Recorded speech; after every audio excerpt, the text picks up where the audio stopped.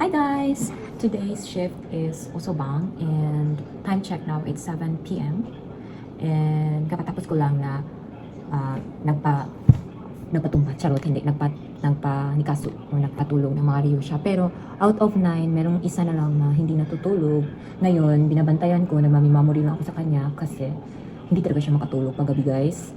Para talaga siyang zombie. Ewan ko. So, kaya ako nag-relax na rin kasi parang disingot ang ako ang bugan sa pag-uan, haisetsu, or pag umutsuko ka.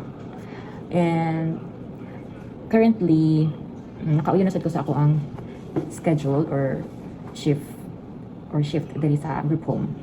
Kay murag last time, hidoy siya or kanang murag kapuyan bitaw ko sa kanang Miki, sa kanang duty karon og buntag og yakin. Then pagkasunod is Mikin, ya sunod na sad is yakin kanin anak ba. So murag karon okay na akong shift. So for next month okay na akong shift, and dito man sa nilang akong hangyo nga dili na sad ko magdaghan og night shift, so which is good.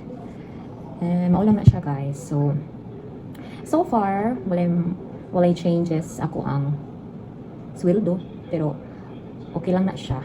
At least nakadawat ko inana sa mga kantidad sa kwarta, pero buto na naon pwede ra gud unta ko mo resign, pero I don't know, something ambot lang daghan akong pangunahon na karong mga panahon na, pero di lang sa ko masuti og tapos na mobalhin, di sa ko magsuti tapos nga dili ko mobalhin o mahuman ko, basta mao lang na siya, dili man ko forever diri sa Japan, so mao lang na siya.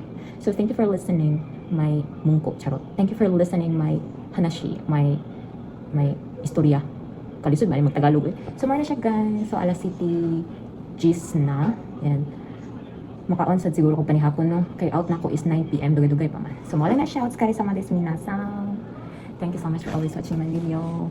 Okay, so mao na siya ang dili matulog guys. So mao na siya. Nagbasa-basa ra na siya og notes din ha, or magazine para malingaw siya no. Ang gipaon na sa nako ang TV. So mao lang na siya for today's video.